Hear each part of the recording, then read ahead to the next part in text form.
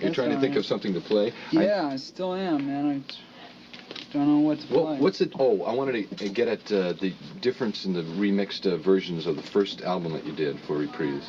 Oh, I took out the strings on Here We Are in the Years, and just remixed a couple of other ones. And the only other thing I did was I took off the compatible stereo process that they ran it through. Why did they do that? After I gave them the tape. Why did they do that? I to this day don't know why they did that. Something that's never been explained to me.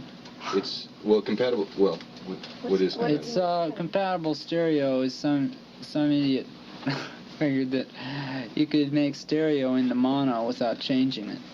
Yeah. Which it really isn't too. Well, what he did didn't was. Affect the stereo at all.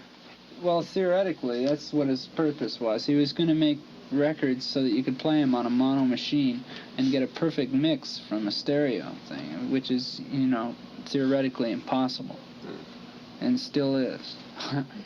He didn't. What he ended up doing was, when you played the stereo record that he made, that you could do this deal with, play it mono too, and get everything in the right relationship.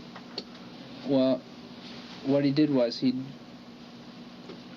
by equalization, he increased the bass, took off the high end, and dropped the whole middle of the record about 6 dB.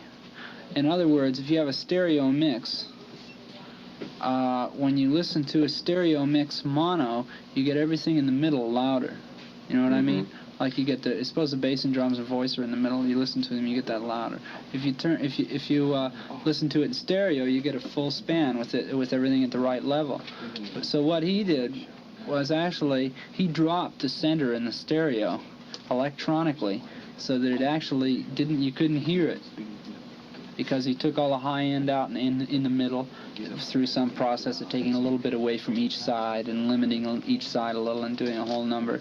And it just really was awful, man. He screwed up a good year's production of records from all the major record companies. But I don't know how they were stupid enough to go for it. Yeah, I mean, what was the original idea for compatible stereo? To do, like you said, to just make it so you could. Is it supposed to be better? Well, it was supposed to be so that you could play a stereo record on the air. Yeah. And it wouldn't sound out of proportion. It wouldn't sound, the voice wouldn't be too loud, or only just half of it wouldn't be there, or something. You know all those things that happen when you do that. Well, they're supposed to eliminate all of them, and it really messed up the stereo.